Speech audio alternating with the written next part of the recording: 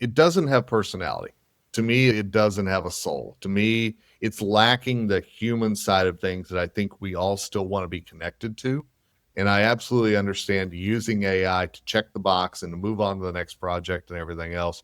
But so much of the writing that I see that I feel like is AI generated is very robotic. AI is amazing at amplifying. But if you don't have a distinct voice that you're amplifying, all you're doing is amplifying sameness. Don't be afraid to tell your story. Don't be afraid to make yourself relatable. Don't be afraid to lean on your experience to put that human side and that soul in whatever you're doing. This could be, I was a little nervous. I was like, man, maybe this is going to do nothing. Kevin's going to show up and read them and be like, oh, actually, I can't tell. Yeah. So we'll see. Maybe it's just a BS. Okay. Pepsi test. Let's go. If you get any of these wrong, Kevin, no one's going to come to your workshop. Well, no pressure, huh? AI isn't just changing dentistry, it's completely redefining it. Tune into BYTE SIZED Podcast, the dental AI and tech podcast, and stay ahead of the curve. All right, everybody, welcome back. We've got another episode of the BYTE SIZED Podcast, and I have two good friends on here with me today, two copywriting gurus, Kevin Henry and Shawn Zajas. Not Zajas, Zajas. I know I do that every time I bring you on, Shawn, but I just got to keep doing it. It's just be you, Adrian. It's an old joke and whatever. Anyway.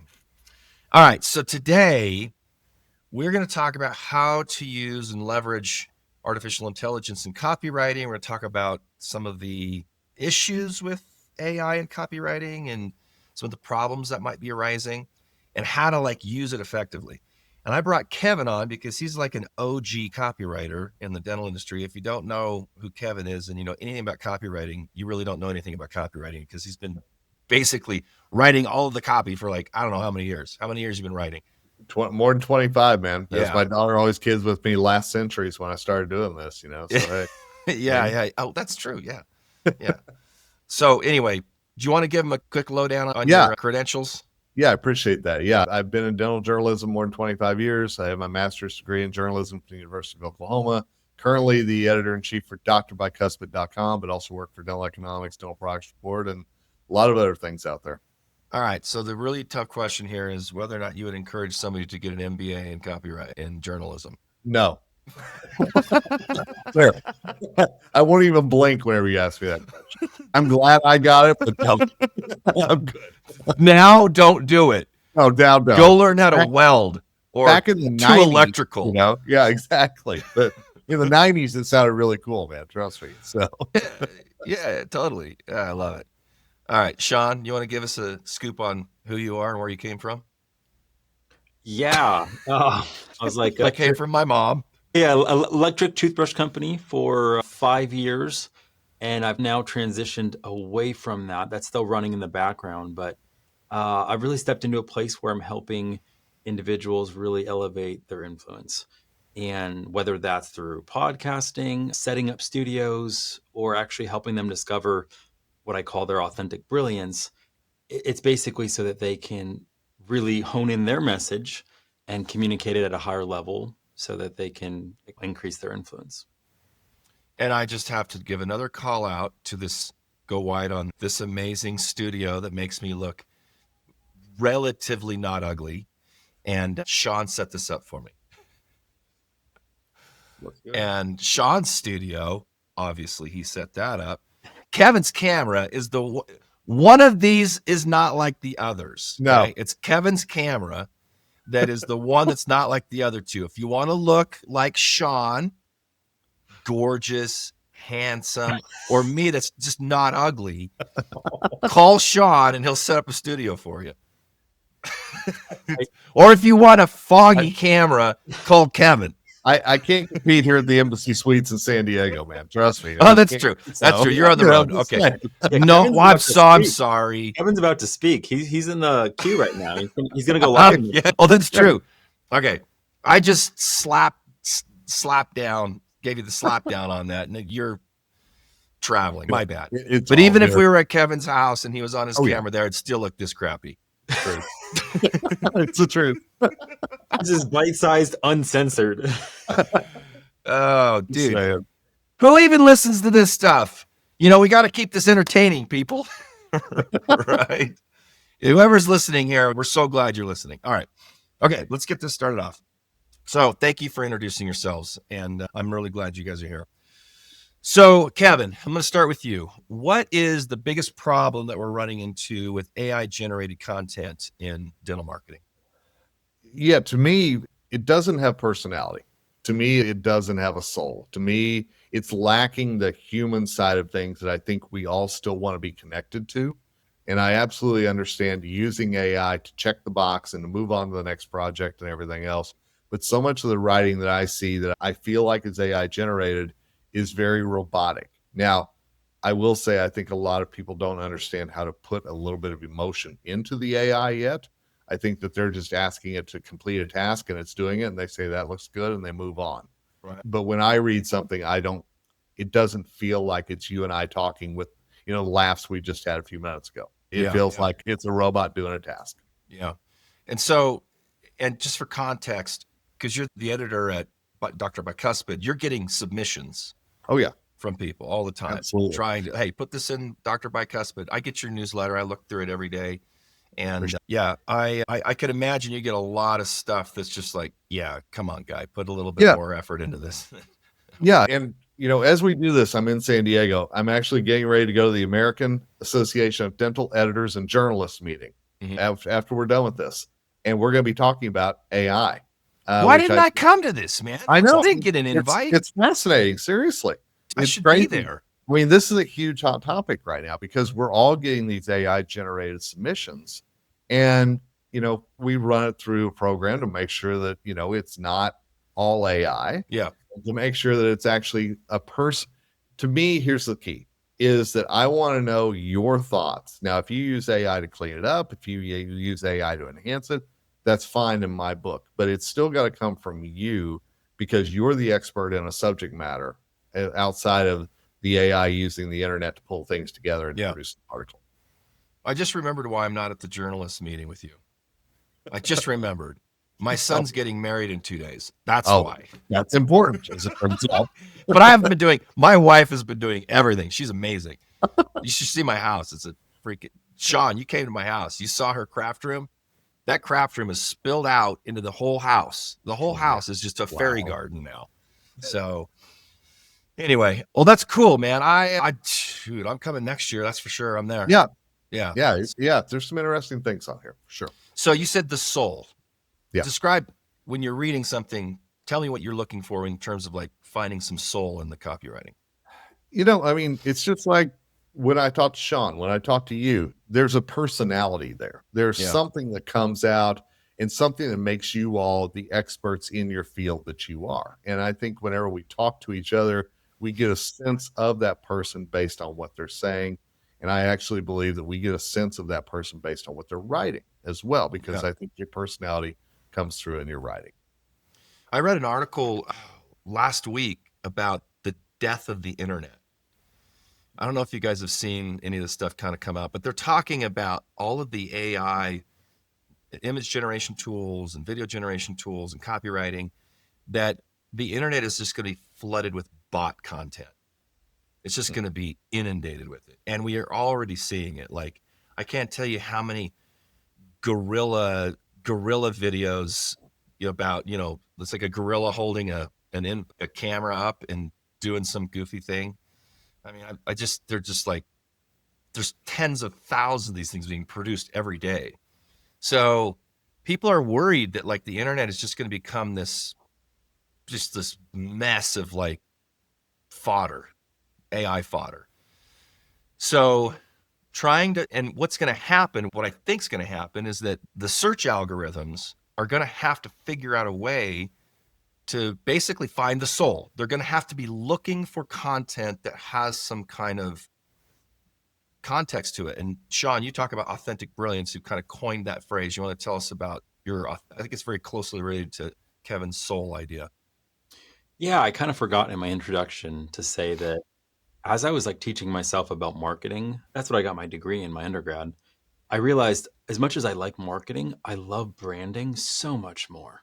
And branding is this like abstract, kind of ethereal word that has a total different meaning if you're talking about Apple or some corporate brand. And that's how most people apply it. I even went to a dental conference and you had some big names talking about branding and marketing as if they're interchangeable.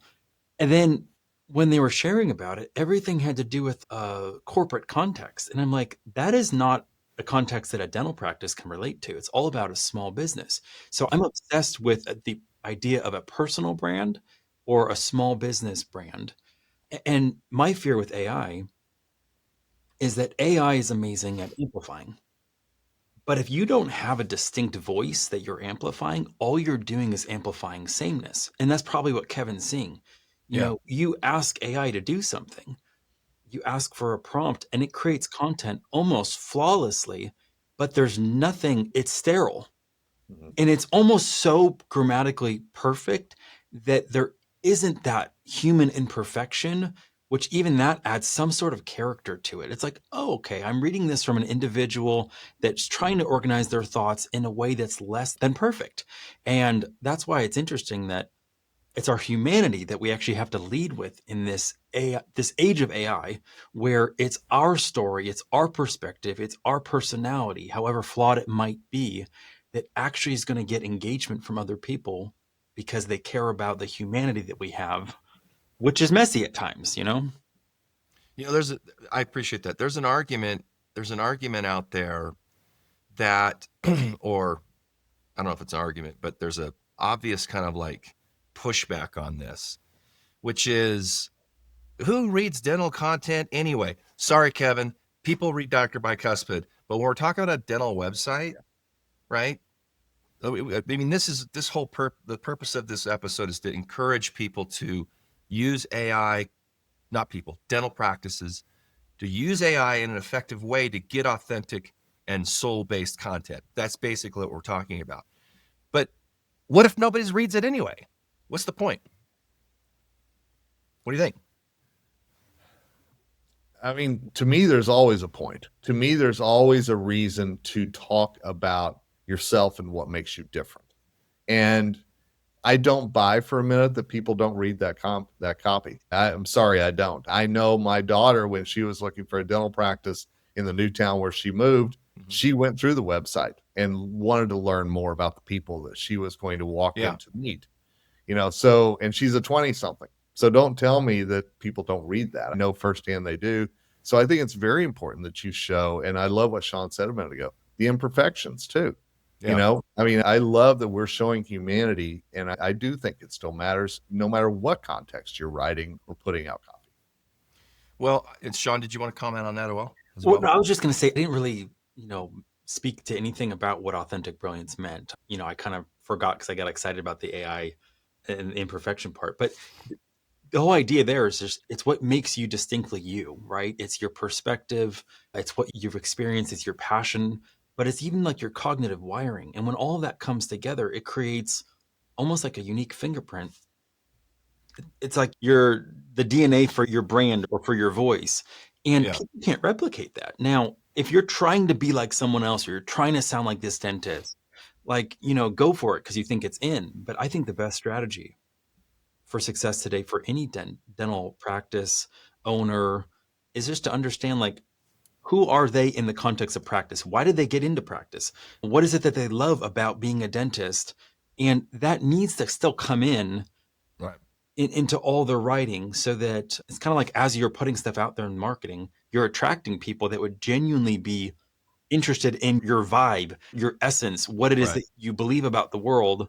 So you're just strengthening those connections instead of, you'll see in some of these, once we do the Pepsi test, that, it's like, what do you care about? Well, I care about, smiles and, making people, I don't know, like, just whatever cliche things are out there that everybody says in dentistry. And it's like, cool. Everyone says that, like, get in line. And because of that, there's no SEO benefit, because you can't rank what on the same terms that everyone else is ranking on. Yeah. And I was going to pick up on that. So my argument for making sure that you can reach an authentic brilliance, or you're creating content that has a soul in it, that brings your brand and who you are, and the authentic brilliance is just a great coin statement. The value of doing this for me as a marketer is that the algorithms and being found by AI search and being found by Google search is going to be able to recognize this stuff. They're going to be able to, if they're not doing it now, it'll be very quickly that they'll be able to recognize copy that has no soul or no authentic brilliance, and you're just going to be found more often by patients. It's going to happen. So I see it as, to your comment of branding and marketing as two kind of separate things. I see this as, from my perspective, I put a lot of weight on the marketing benefit of writing copy well and leveraging AI in an appropriate way to create that authentic brilliance. And so yeah, I do have people say, nobody's going to read this. We're going to write some, but it's just like, no, Google's reading it. The AI models are reading it. And that's what's going to show up in search. And if somebody does go to your site, they'll be able to recognize if it's just, AI fodder, and it just won't really create the social proof or the value that they want to have. So anyway, to the point of like why this is important, I think it's going to be a huge play when it comes to just being found and chosen by patients. So, But if I could just interject, please. Like, what makes Kevin unique is his background. It is his story that shapes his perspective. So when he talks about something, he's not talking about it as someone that just said, AI, help me share some best practices on editorial copywriting. No, he actually like he has the ability, like without his story, anyone could just do that with AI and get something and be like, yeah, this is me. I know all about editorial copywriting. It's like, yeah, but you don't. Kevin has that perspective. He has that actual skill of being able to tell what sounds good. Like that is one of the gifts he has. Yeah. Like Adrian, you being this complex individual of a marketing, entrepreneurial, visionary mind and personality that has these really cool edges and contrasts. Like that's can you clip you. that and send that to my wife, please? Just that piece, just that little piece right there. Thank you. Like that's you. And the more you inject that, like you have into bite size, where it is your boldness, it is your kind of in your face, in the best way, challenging, questioning, bringing conversations up that need to be brought up. That's you being you. That's you playing to your authentic brilliance. And that's why when that messaging is out there, I don't know, it's just like you're building your own brand platform instead of trying to put a stake in the ground on someone else's. That's like performance. That's really hard for you to do. Like you can only own yours. All right. Well, we can end right there, you guys. We could just click this and just thanks. End on a high note. Thank you, Shawn. That's very kind of you to say that. All right. So, Kevin, why do people get mediocre results when they send you, some copy to be put in Dr. Bicuspid? Why is it so easily recognizable and what's happening there? Honestly, I think Shawn just hit it on the head, is the fact that if you've been in practice for 10 or 15 years, I think we don't relate enough through stories. We don't talk about the time that a patient came in and the impact that had on you and how that changed your practice philosophy. That's not something that can be replicated. I mean, he hit it on the head with that. And I think that's where we all look for that connection, is that moment when you're reading something and you go, that resonates with me, whether it can be talking about preventing pain in the practice. And so many patients go, that's what I want. Those are the things that I think that we have to keep in copy, are those moments in my life that I think you two will resonate with, and it's going to draw you in and make you want to read more of it. Yeah. Man, what about you, Shawn?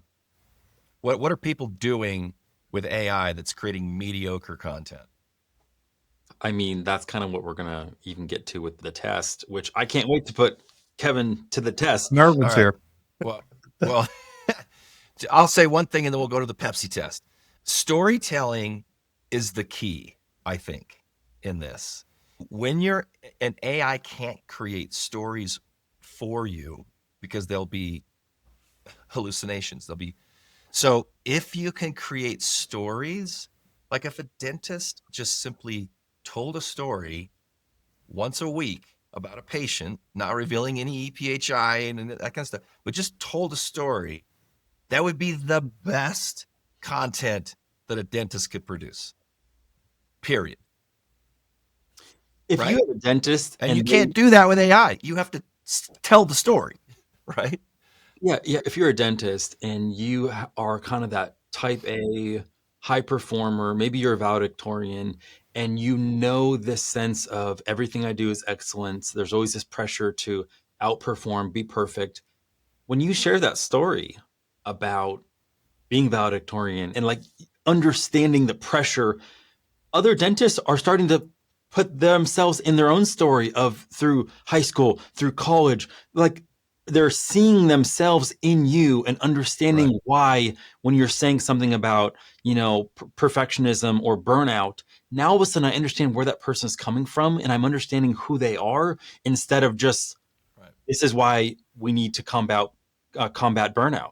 Like, okay, it's an empty sentiment that doesn't have color when you Yeah. leave out your story. It's so easy to just write, this is what a dental implant is. Like if you read 1,000 dental implant service pages on websites, 990 of them would be the same thing. This is what a dental implant is and why it's important. And you'd find a handful of people that have told a story or they've somehow done what you've talked about, Shawn. It's more difficult. Actually, I think it's easier actually to maybe take a little bit of finesse, but it's easier to actually do what you're talking about because the copy becomes so easy to write when you're speaking from your experience rather than just delivering information, right? So But most people don't have the courage to own their story. people are afraid to do it. They are. Doctors are afraid. They don't Right. want to. It's scary, just because that's a human nature kind of thing, like being vulnerable.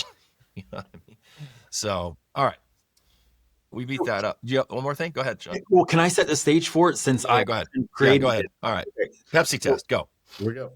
So what we're doing here is, I was going to show everyone why it makes sense to have a brand style guide when you're leveraging AI. So you're not just creating a prompt that has no context. Now, to do that, I was like, okay, how am I going to do this? So I'm using Claude, and I did the exact same prompts in my Claude project that had a branded style guide and my Claude project that did not have the style guide. And I had to stipulate in the one project without the style guide that it was not allowed to access any of the context from my other projects because Claude is now sophisticated enough to do that. And I was like, you have to promise me that you are going to not like give yourself the privilege of accessing the context. And it's like, okay, sounds good. So what I did is in order for these results to not get, let's see, changed or biased from a really good prompt, these are like the most basic prompt. For example, let's see, the social media one literally was, can you make a post for our dental office about National Dentist Day? It doesn't say anything about a role, doesn't give a context, doesn't give a task. It just as simple as possible. And I pasted those exact prompts in my brand style guide project and in my basic dumb. Explain really quick what a brand style guide is, just so you're going to have a downloadable guide to show you how to do this, but just for those listening, just explain really quickly what a brand style guide is. Okay, so just even real quick. So when we were coming up with this idea, the three of us, that day later on, I was going to be podcasting with my co-host, Dr. Allison House. So I was like, well, hey, let me just ask her some questions. They're not the full extensive ones, just a few questions, use that transcript and have that be the beginning of a brand style guide where it's a little bit of her voice, her perspective on dentistry, why she got into dentistry, just some really basic questions. I would say it's 40% of what I would do if I was doing it in a professional capacity, just to give an example for this demonstration. So then what I did is I ended up using Claude and together extracting from that transcript something that was more official of just, this is this is Dr. House's brand voice. And the premise is when you have a Claude project and you're referencing a style guide like this, you can ask the same simple, goofy prompts that you're going to see here. And yet now Claude has such amazing context to be able to utilize. And we'll see. This could be, I was a little nervous. I was like, man, maybe this is going to do nothing. Kevin's going to show up and read them and be like, oh, actually, I can't tell. Yeah. Yeah. So we'll see. Maybe it's just Okay. a BS. So basically, really quick. So what's happening here is if you, for example, if you went to Claude or ChatGPT and you just typed in a prompt like the one that Shawn just mentioned, you're going to get a response and it's probably going to be decent. But what he's done is he's created a document that basically gives instructions that the AI model will look at before it gives you the result. So this style guide is like personality and history and backstory and context, and maybe even certain adjectives that that you want to use, or so forth. So it's basically referencing this before it gives you the response. That's basically what's happening. Okay. Yep. Pepsi test. Let's go. If you get any of these wrong, Kevin, no one's going to come to your workshop. Well, no pressure, huh? Kevin, where do you want to start? Which of the thank you letter, the website, social media, dental blog? Thank you. Let's do thank you. I All actually pulled that one up first. I'm a big gratitude guy. So how about that? All right. All right. So do you want me to read these? Do I read these and then I pick which one, or how is the best way? I think Shawn reads them and then you pick. Okay. Okay. Go ahead, Shawn. That's fine too. Okay. Okay. So, dear patient name, thank you for choosing House Dental for your recent visit. We appreciate the trust you place in Dr. Allison House and our team to care for your oral health. We hope your experience with us was comfortable and that you feel confident about your treatment plan moving forward. If you have any questions or concerns following your appointment, please don't hesitate to contact our office. We look forward to seeing you at the next scheduled visit.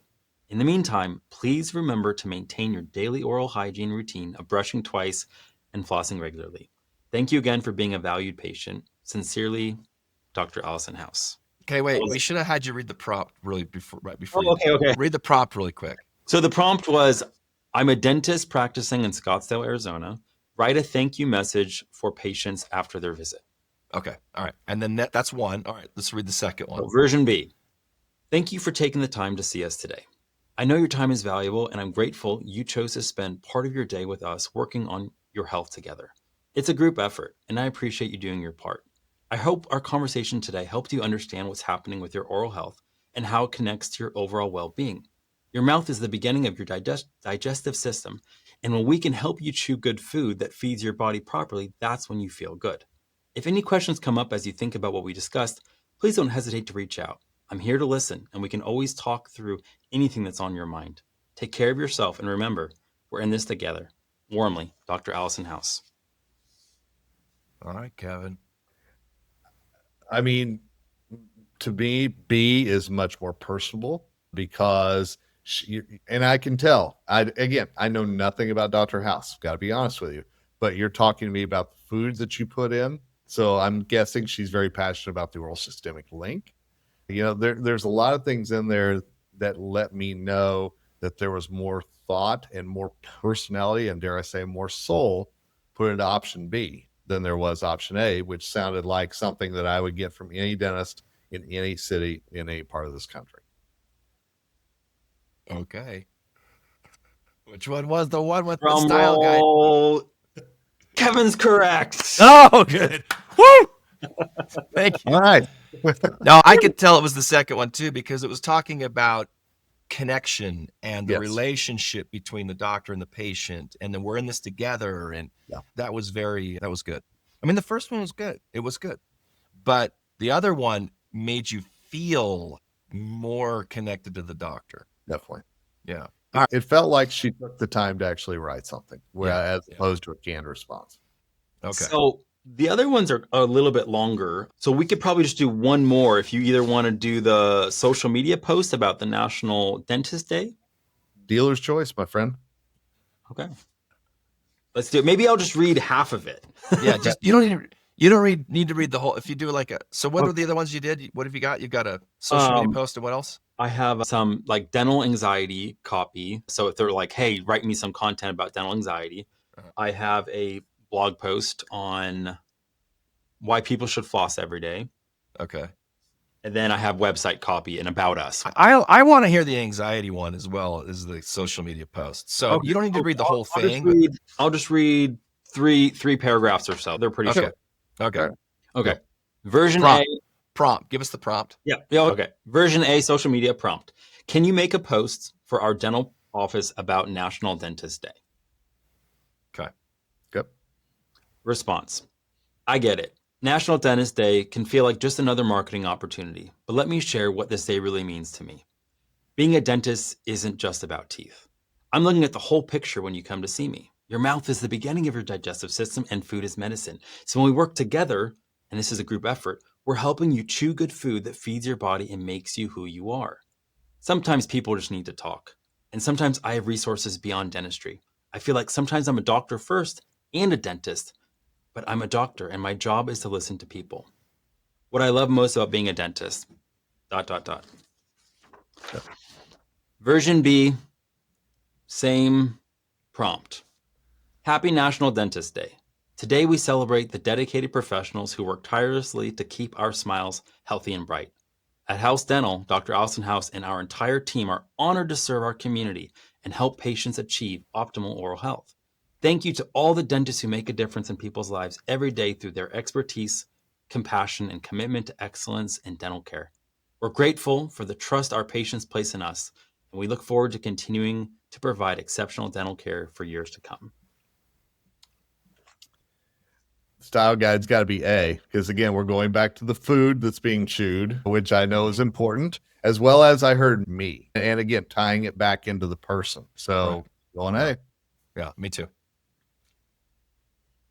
Okay, well, that one, I felt like I'm like, oh, darn. The second they realized that the food was going to be the link, I'm like, let me see if these next ones say anything about that. Okay, they don't. So that's good. No food. Okay. All right. So you got that one right. All right. Yes, you got that one right, Cody. Good. All right. Let's do this next one. Do the anxiety one. Okay, so And is this a post? Is this a blog post or what is this again? This is what the prompt is. Create content about dental anxiety. Okay, got it. Okay.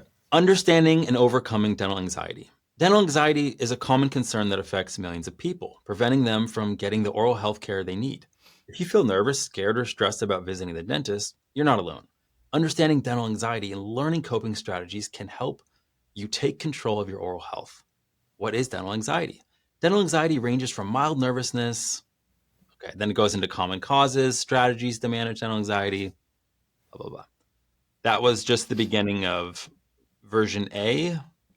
Drum roll, let me get to version B, which just got magnified. Okay. Response. Absolutely. Absolutely, it's all in your head. That's where your teeth are. When patients tell me they have dental anxiety, I always want to know why this is happening. Sometimes it's a bad experience from childhood, but more often I find there's a deeper issue, feeling unheard, rushed, or like just another number in a busy practice. That's why we look at the whole picture, including what's happening emotionally when you think about dental care. I get it, and here's why. I understand that dental anxiety isn't just about being nervous. For many people, it's about losing control, not understanding what's happening, or feeling judged about the condition of their teeth. Let me tell you something I tell patients every day. I may not be the right dentist for everyone, but if you're looking for someone who will stop and really listen to what's happening in your life, then let's talk. Then it goes into, let's look at what's really happening, the stories I hear and why they matter, why traditional dental approaches don't work for anxious patients, ongoing. So forth. Nice. I mean, B, it's about me. I get it. Things like that. I mean, I get its copy, but it also sounds like it could be taken from a Wikipedia page. Tell me about this. Yeah. So I love the tie-in personally with B. And that's kind of the through line through all of this. It's one of them is like, here's generic. It's going to sound good. It's going to be educational, but that's it. Right. It's simply educational. There's no, this is my perspective. This is how I treat patients, or this is a story of mine. And it took the same amount of time for me to copy and paste the prompts and hit go. Yeah. It took the same amount of time for it to produce the content. And one of them is like I mean, I don't know if you can just glance over some of them, Kevin. Like you can see like the nuance to the writing. And these are terrible prompts, by the way. Yeah, they're horrible. They're one sentence prompts. They're terrible prompts. But and just reading through this now that I didn't want to give anything away, but like reading through this last version of Dental Anxiety, you go down a little bit further and it talks about, a house in California and a storm coming in and things like that. Again, make it very relatable and people can go, yeah, I've been through a storm in California. I get that. So it's using analogies. It's an important thing for us to be able to put ourselves in the place of what you're saying. And here's the thing. When I was asking Dr. House and collecting those brand interviews, I was basically saying, okay, tell me, what would you say to a patient when they experience this? What would you say to a patient when they're a little reluctant because they're not sure why? And this is what I typically say. And then she'd tell me. So it's like, this is dentists don't have 20 different responses to the same thing. They typically have their tried and true. This is how I overcome an objection to why should I floss? Or this is how I explain to someone the importance of oral overall health and the connection. Like they kind of have their go-to analogies. That should be infused into all of their copy if that's what they're saying in their practice. Yep. Yeah. I agree. It was really obvious to me too. And the biggest shift was speaking from a first person to from a third person from a third person to first person. Am I saying that right, Kevin? Yeah. It was speaking to the audience versus speaking from the perspective of the doctor. It is a one-to-many and a one-to-one kind of approach, right?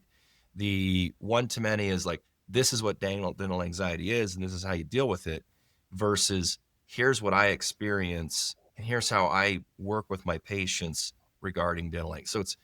So as you're listening to that and you're hearing it, you're feeling like you're talking directly to the doctor, or you're having a conversation directly with the doctor. So, yeah, which brings in a relationship, an emotion, right? Rather than just content, just information. Well, and here's the interesting thing is like, this isn't even the perfect way I would have done it. This was probably me giving myself like a 40 out of 100 when it came to the actual interview. This was just really quick. Let me just throw something together. And then this is, again, bad prompts, but it's across 5 different areas, like a letter to someone, a social media post, an about us on the website, a blog post. And instantly the content is like 4 or 5 times elevated because it's not just generic. Yeah. Now, I was having fun with this last night when I was doing it. And I was like, okay, what about if I'm writing a letter to my office manager because I just want to give them a little bit of recognition because they've done a really great job this month. And I just want to, do like almost an employee recognition letter. Again, night and day difference. I was like, okay, well, what if I'm hiring a videographer and I want to do a direct to camera video shoot, but I don't really know what to say. Could you come up with a transcript for a teleprompter? Once again, immediately different. And it's like, it's going to be the same investment. You're going to spend $5,000 to $7,000 for a professional videographer to come in. But if you don't know what you're saying, you're amplifying noise. You're amplifying sameness. It doesn't matter. It's not distinct. So my encouragement to everyone is you need to understand your brand language and your voice first. Get that set up so that everything that you're now producing at scale, that's like the dream of AI. Oh, I can produce at scale. Right. But if you don't get that cornerstone in place, you're producing sameness at scale, which is like, there's no value in that. Yeah. That's brilliant. I've done this with my own copywriting and the style guide that I put together. The first one I did, I went back and I redid it a couple times. I rehashed it as I wanted to get it more finessed towards my style, right? So once you've created a style guide, you can always go back and you can edit it, update it, add more information, whatever you want to do. So, and that just, again, improves the output from the AI. Do you think that, so from you, Kevin, let's say that somebody they were to do this and they were to send you an article about a dental topic to put in Dr. Bicuspid. Yep. Would you, in terms of like, there's a little bit of like, I don't know if you're going to be able to answer this well, but I want to ask it. So do you think that after you get this result, Okay. You've run it through Claude, through your style guide, you get your result. How much editing do you think needs to be done after that? And I guess, Shawn, you could probably ask this question as well. I mean, because I always edit afterwards. I never take it at face value and just publish it. Right. I always go back through it. So do you think that's a good process as well? Absolutely. And know that no matter how many times that you may edit it as an author, there's still things that we do on our side of things to make it match our style. We Okay. use AKEY style, so certain punctuations, certain abbreviations, whatever it Yeah. might be. Yeah. But absolutely, I think to make sure that you edit it as much as you can before you submit it and to make Yeah. sure that there isn't something there. Yeah, I think that's very important. What about you, Shawn, with your own writing? Do you do much editing after the fact, after you've run it through a style guide Yeah, so prompt? what I do typically is I have a lot of different projects that produce, I'll use the same prompt across different projects to kind of get a different angles. Some of them might have all my transcripts from this podcast, some might have my marketing video transcripts. And ultimately then I try to do a fusion of them and then I look at it and I'm just like, like I don't like that, delete. So yeah, you're still the final of like sometimes it'll give you certain phrases and you're like, oh my gosh, this is like so me, but I don't know if I would have still said it Yeah. exactly like that, but I love that. So now I want to embrace that. Or this just doesn't still sound like me. It sounds too perfect. So yeah, I think there's still no replacement for being that final editor. But sometimes for me, getting something started is really difficult. I don't know if that is, other people are like that, but that's why AI is so helpful. It can create great framework. It can create a great start. And then now I'm just the editor that's going through and editing it instead of like the heavy lift of, Yeah. I don't even know how to begin to communicate this. So yeah, I think that works. But that also adds a really interesting value to the transcript. And that's where anytime someone moving forward is sharing about dentistry to a friend or, in a meeting, even with their team, and they're talking about why they love what they're doing, it's like people should just get out their iPhone and get a voice memo going because there's golden transcripts now. You Yeah. need to record, Absolutely. you need to record True. how you communicate because all those transcripts can just help provide greater context to AI to be able to create the greatest likeness of your voice in copy. Right. Right. Yep. Great point. The idea of transcripts being worth their weight in gold, that's the right way to say it. They don't weigh much, but whatever, you get the idea. I'll take the transcript from this podcast and I can write 3 or 4 different blog posts from it by taking the because it's all our words, right? And I can run it through Claude with my style guide associated to it. And I can create an article that could go on Dr. Bicuspid, right? And I could submit it to you and it could talk about you coming on the podcast or same thing. And I could write an article for my social practice about this interview or this podcast. And the amount of work that is cut out from taking a transcript, running it through an AI with the good style guide prompt to having an editable version, like a rough draft version, like I might save myself 4 or 5 hours of writing time. It's just insane. So yeah, to your point about transcripts, I think in an earlier podcast, Shawn, I can't remember if it was one with you, Kevin, or one with you, Shawn, but we talked about, after a great idea for a dentist would be when they're off work and they're driving home, pull their phone out, do a voice memo or whatever tool you want to use, and just tell a story from the day. And then save that transcript. I think that was your idea, Adrian. It was genius, but it was your idea. It takes 5 minutes. And the transcript from that, if you took the transcript and go back to your style guide, your project in Claude with your style guide and said, here's a story from today. I want you to write a blog article about this story, blah, blah, blah. And then drop that voice memo in or that transcript from your story. You got some great content, like really good content. Absolutely. So it's just this idea that like AI, I think, is being used inappropriately generally. And this mostly because people don't know how to use it yet, right? They think it's just, just ask the simple prompt, get the copy, publish it. But if you just add a little bit of nuance, you get a transcript or a story or, you get this, or you get your style guide put together, all of a sudden you get something that is authentic. It's really close to if you were to spend 8 hours writing something. So it's the right way to leverage AI, but you can't lose the authenticity or the soul, right? Absolutely. Yeah. Absolutely. What's one good key takeaway, Shawn, from today that a dentist or a marketing manager or somebody listening to this would want to leave this episode with? I would just say keep it simple. Don't overthink it. If you don't have someone that can interview you, if you don't have, you can download the brand style guide prompts that I provided. You'll see it in the show notes where you can get that.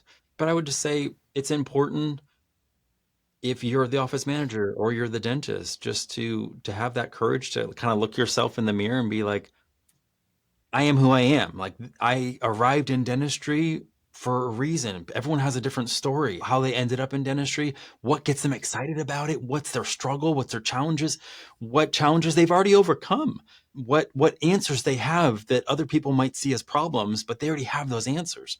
And all of that can be what they can create content on in a way that is now authentic, that has to do with their story, that has to do with their perspective. And I would just say, get started. Maybe you open up Claude, you get overwhelmed, you YouTube a little bit how to use it, but in 6 months, you'll be 6 months further along than the dentist that's still like, I'm afraid to get in the game. I don't know how to do it. So yeah, just start, give yourself a lot of grace, and just get in the game. That's good comment. That's What's good key takeaway for you, Kevin? For me, it's don't be afraid to tell your story.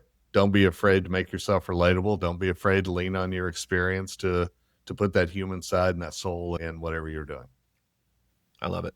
So for those of you listening, kind of next steps, we're going to have a couple ways in which you can really get started in this. And one is that Shawn has developed and put together a style guide. Is it a style guide prompting or a creation of your style guide? What is it exactly have you put together? I mean, I don't know what it's called perfectly, but yeah, it would be the questions, the 25 questions that you want to ask so that they can just take out their phone, read the questions.